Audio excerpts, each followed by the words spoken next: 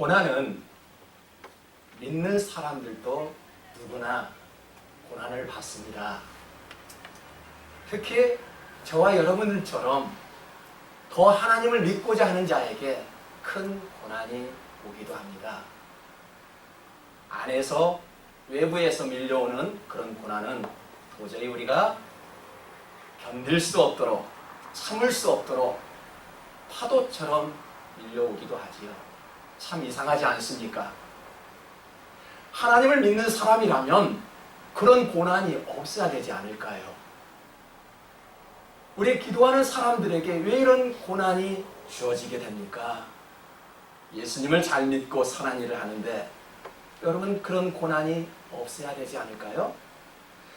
누구나 우리가 살면서 행복할 수만 있으면 얼마나 좋겠습니까? 그러나 인생은 파도와 같이 춤을 추다 고통이 찾아올 때 우리는 그 고통을 어떻게 대처하느냐에 따라서 누구는 넘어지고 누구는 일어설 수 있다는 것입니다. 사랑은 앞길을 한치도 내려라 볼 수 없지요. 그래서 우리는 내일 일은 난 몰라요 라고 찬송을 합니다. 욥을 보니까 하루아침에 모든 것을 잃었습니다. 행복도, 재산도, 그 좋은 건강도 잃었습니다. 아내마저 이런 집안에서는 살고 싶지 않다며 집을 뛰쳐나갔지요. 욥의 삶을 한마디로 표현한다면 You know better than I. 나의 길을 하나님께서 아신대요. 나의 길을 나보다 먼저 하나님이 아신대요. 그래서 욥은 이렇게 고백하였습니다. He knows the way that I take. 내가 가는 길을 하나님이 아시나니 내가 지금은 고통스러운 이러한 일이 있었지만 하나님께서 나를 단련시킨 후에 또다시 정금같이 나오리라. 이것이 욥의 고백입니다. 욥은 이러한 소망이 있었습니다. 어렵고 큰 고통이 있을지라도 하나님께서 나를 이끌어 주실 것이라는 그런 소망이 있었다는 거예요. 요즘 얼마나 힘듭니까? 우리 이민 사회가 얼마나 힘이 들어가는지 몰라요. 정말로 고통입니다. 꼼짝 못하게 집안에만 있으라고 합니다. 누구도 만나지 말라고 합니다. 갈 때마다 손을 씻어야 되고 갈 때마다 자기 폰을 기록하라고 합니다. 정말로 고통 아닙니까? 지금은 최악의 절망적인 순간이지만 우리 하나님께서는 또다시 나를 불러 정금같이 사용해 주시겠다는 욥의 고백이 저와 여러분의 고백이 되시기를 주님의 이름으로 축복합니다. 욥에게도 하나님을 향해서 반항하는 마음이 있었지요. 너무너무 힘이 들어요. 우리가 살아가면서 그럴 때가 있잖아요. 하나님, 왜 이렇게 나에게 이러한 고통이 왜 우리 집안에 이런 일이 있지요? 내 자식이 왜 하필이면 나에게 이런 고난이 있습니까? 하나님께 항변하는 거예요. 사실요, 믿음이 없으면 하나님을 부르지도 않아요. 찾지도 않아요. 믿음이 있으니 하나님 앞에 하소연도 할 수 있는 거예요. 하나님, 왜 나에게 이런 고통이 있습니까? 믿음 없으면 하나님을 찾긴 하겠습니까? 하나님을 불러 자기의 억울한 마음을 털어놓고 싶은 심정이 욥에게도 있었다는 것입니다. 반항하는 마음이란 억울한 마음을 털어놓고 싶다는 이야기죠. 네, 욥도 우리처럼 그 믿음 좋았던 욥도 하나님을 향해 반항하는 마음이 있었습니다. 욥이 어떤 사람입니까? 욥은 우리가 읽었던 욥기는 이렇게 시작하지요. 우스땅이 욥이라 불리는 사람이 있었는데 그 사람은 온전하고 정직하여 하나님을 경외하며 악에서 떠난 자더라. 참 믿음이 좋다라고 욥기서는 시작을 하고 있습니다. 여러분, 욥에게는 아들 7과 딸 3이 있었습니다. 참으로 부자여서 자녀들이 모일 때마다 화려한 파티를 열었지요. 파티를 열고 그 자리에서 끝나는 것이 아니었습니다. 자녀 수대로, 명수대로 하나님 앞에 번제를 드렸습니다. 참으로 믿음이 좋았던 가정이지요. 그러나 그 부요함은 오래가지 못했습니다. 욥은 3가지를 잃었지요. 무엇입니까? 물질, 건강, 행복이었습니다. 이 3가지를 다 잃었지만 3가지는 잃지 않은 것이 있다면 무엇일까요? 욥은 3가지를 잃었고 3가지를 마음속에 간직하고 있는데 그 3가지는 믿음, 소망, 사랑이었습니다. 이 3가지는 잃지 않았지요. 욥은 그가 힘이 될 수 있었던 것은 물질이 아니었죠. 그가 힘이 될 수 있었던 것은 물질이 아니라 믿음이었습니다. 그의 소유물을 보니까 양이 7,000마리요, 낙타가 3,000마리, 소가 500결이. 500결이라는 것은 1,000마리라는 것입니다. 암나귀가 500마리이며 종도 많았으니 이 사람은 동방 사람 중에 큰 자라 부자라는 것이지요. 짐승의 수를 세어보니 모두 11,500마리예요. 부자였습니다. 여러분, 부자라고 해서 물질에 의존하지 않고 하나님만 경외하는 그러한 복된 가정이었습니다. 우리에게는 여러분 돈도 있지요? 네, 믿음도 있습니다. 설령 돈은 없지만 믿음만큼은 있어야 합니다. 아멘 하신 분이 없어요. 믿음은 없지만 돈은 있어야 됩니까? 여기서 아멘하면 큰일 납니다. 우리는 설령 끝까지 돈은 없어도 믿음만큼은 있어야 한다는 거예요. 욥이 그러한 소망을 가졌어요. 그 부자가 다 잃었지만 주님께서 주신 믿음만큼은 나에게 벗어나지 않게 하여 주시옵소서. 그러한 믿음의 확신을 가지고 있었다는 거예요. 한밤중에 제자들이 낚시를 하고 있을 때 어떤 모르는 사람이 무리를 걷고 짠하고 나타났지요. 제자들이 깜짝 놀랐습니다. 그 의심 많은 제자가 베드로였지요. 우리 주님께서 놀라지 마라, 나니 두려워하지 말라라고 했는데 그 의심 많은 베드로는 물었습니다. 정말 당신이 주님이시거든 나를 물 위로 걷게 해 보십시오 라고 질문하였습니다. 그래, 물 위를 걸어라. 베드로가 어떻게 했나요? 물 위를 걸었습니다. 바람이 불었습니다. 넘어지고 말았습니다. 물에 빠지고 말았지요. 이때 주님이 손을 내밀었습니다. 주님, 나를 도와주시옵소서 라고 말할 때 주님이 손을 내밀며 뭐라고 말씀하셨나요? 이 믿음이 없는 자야, 왜 너는 믿음이 없느냐? 왜 나를 의심하느냐? 믿음이 적은 자라고 주님이 말씀하셨습니다. 여러분, 믿음이란 무엇일까요? 누구나 처음에는 잘합니다. 출발은 잘하지만 우리가 잘못된 길을 가도록 악한 영의 유혹을 받아 우리가 넘어질 때 믿음으로 극복할 수 있지요.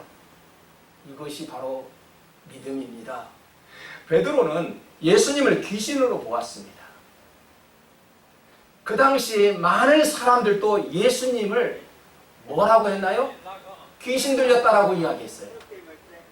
요한이 와서 먹지도 아니하시고 마시지도 아니하니 그들이 말하기를 뭐라고 했어요? 요한은 귀신이 들렸다라고 말을 하였습니다. 이스라엘의 죄악을 지적했던 호세아 선지자는 뭐라고 했나요? 빨리 회개하지 않으면 큰 고난이 있을 것이라고 말하자 이스라엘 백성들은 신에 감동하는 자가 미쳤대요.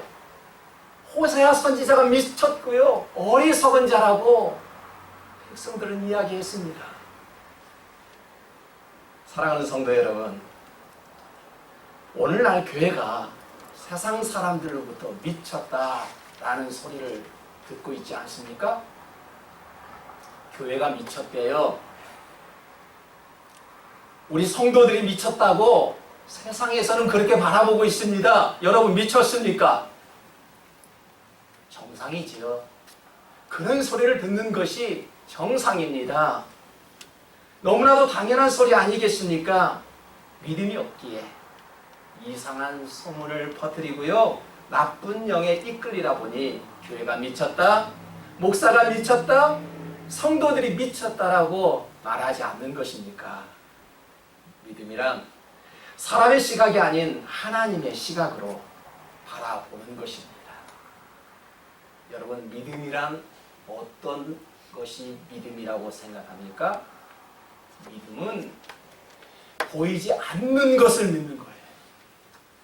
여러분, 만약에 뭔가 보여보십시오. 그거 믿을 것 같지요? 우리는 이렇게 기도합니다. 하나님, 주님 한 번만 나에게 보여주십시오. 그러면 믿을 것 같지요? 천만의 말씀입니다. 우리는 믿어지지 않는 그것을 믿으니 보여지는 것이지요. 우리는 자꾸 보여달라고 소리치지만 그것은 믿음이 아니라는 거예요. 보이지 않는 것을 믿으니 하나님의 마음이 내 안에 있고요. 하나님의 사랑이 우리 가정 안에 있고요. 하나님의 사랑이 내 안에 있어 이 사랑을 표출할 수 있다는 이야기죠. 믿음은 자라야 합니다. 절대 믿음은 후퇴할 수 없습니다. 오늘날 환경 때문에 믿음이 후퇴한 신자들이 얼마나 많은지 모릅니다. 우리에게 그 믿음 없는 것을 회개해야 합니다. 욥은 이전에 너무 괴로워서 하나님을 향해 반항을 했다고 그랬지요. 하나님의 뜻에 대해 의문을 제기했던 것까지도 욥은 회개하였습니다. 그런 후 욥은 더 이상 내려놓을 것이 없었지요. 다 뺏겨버렸고 더 이상 내려놓을 것도 없었지만 모든 것들 다 내려놓았습니다. 이것이 우리에게 보여주는 욥의 믿음이었습니다. 우리가 신앙은 가졌지만 만약에 믿음이 없다면 소망 없이 살아가는 모습과 똑같습니다. 반면에 우리가 믿음을 가지고 있다는 이유로 오해를 받고 있지요. 미움을 받고 있지요. 얼마나 억울합니까? 내가 정직하게 살아가는데 욥처럼 얼마나 억울합니까? 참으로 억울하지요. 그렇지만 겪고 있는 고난을 하나님께서 원상복귀해 주실 것이라는 소망을 잃지 않았습니다. 7절을 새 번역으로 읽어보겠습니다. 내게 아무런 잘못이 없으니 하나님께 떳떳하게 말씀드릴 수 있을 것이다. 내 말을 다 들으시고 나서는 단호하게 무죄를 선언할 것이다. 우리에겐 소망이 있어요. 소망이란 큰 것을 바라볼 수 있는 믿음이에요. 왜 우리는 이 땅에 고개를 숙이며 이 땅에 소망을 두고 살아갑니까? 넓은 하늘을 바라보며 하나님께서 주신 그 소망을 바라보며 나아가는 백성들이지요. 겸손한 성도들에게 긍휼히 여겨주실 것이라는 소망이 우리에게 있다라는 말입니다. 사실 우리는 욥처럼 큰 고난을 겪어보지 않았어요. 하지만 비슷한 경험은 해보았습니다. 사랑하는 가족도 잃어보았습니다. 사업도 실패해보았습니다.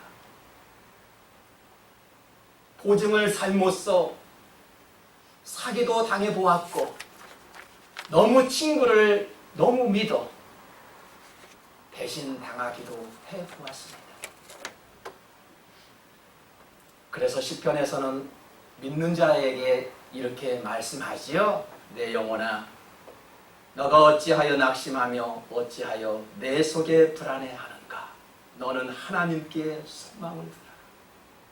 하나님께 소망을 두고 살아가는 사람들은요, 사람의 잘못과 실수에 대해서 저 사람 때문이야 라고 말하지 않습니다. 사람을 원망하지 않습니다.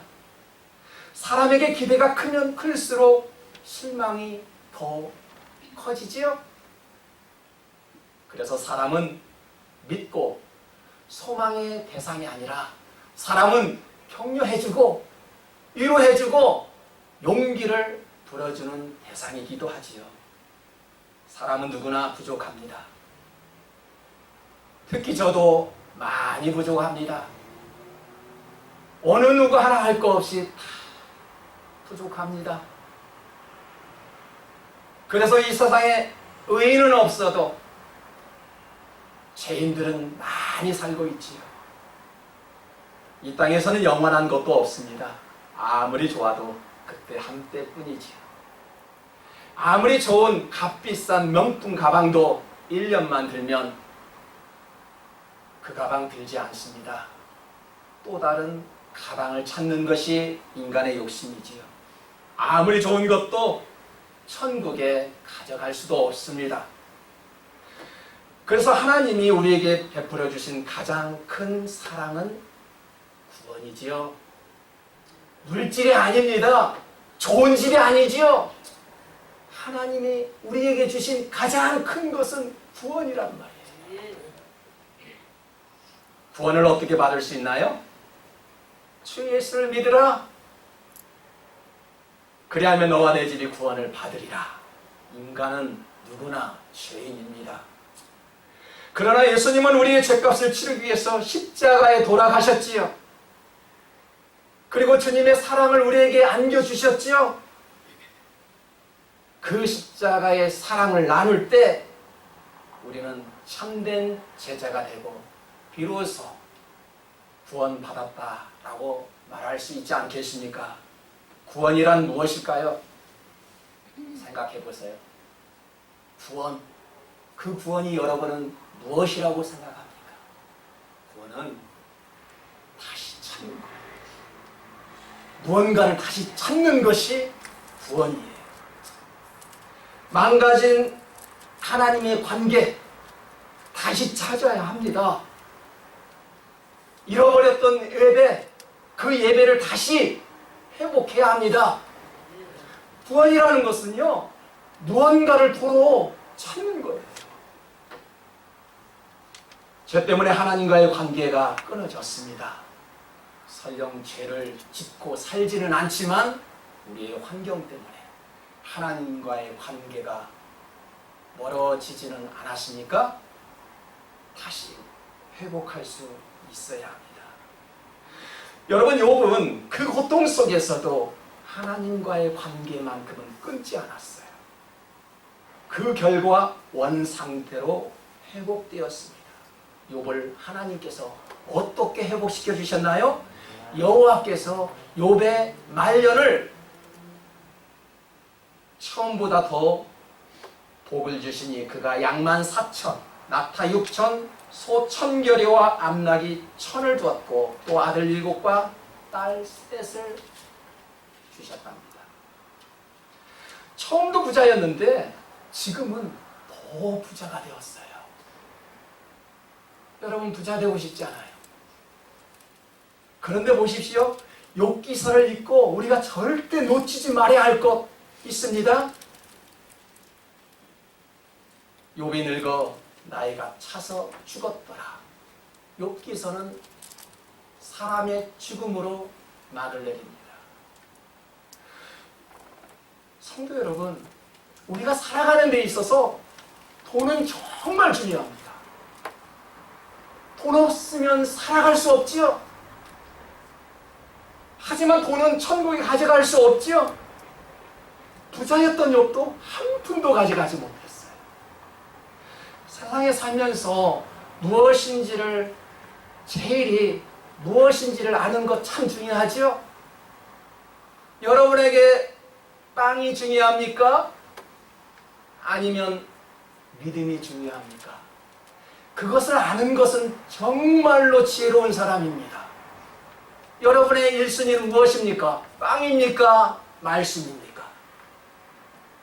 우리에게는 믿음도 소망도 사랑도 있지요? 오직 믿음으로 구원받는다고 했으니 얼마나 믿음이 중요할까요? 하늘에 소망을 두라고 했으니 소망처럼 중요한 것이 어디 있겠습니까? 하지만 그 중에 제일은 사랑이래요. 그 중에 제일은 사랑이랍니다. 우리가 모일 때마다 어떻게 해야 할까요? 하나님께서 가르쳐주신 그 사랑으로 성도들 대하고요. 그 사랑으로 말미암아 우리는 밖으로 다시 나가는 것 아니겠습니까? 하나님의 사랑은 고난도 이기게 합니다. 사랑은 성도들의 허물도 덮어줄 수 있습니다. 우리 기독교인들이 가져야 할 가장 큰 덕목은 하나님 말씀에 기초한 사랑입니다. 그 사랑이 제일이에요. 성경을 정리한 것이 십계명이죠.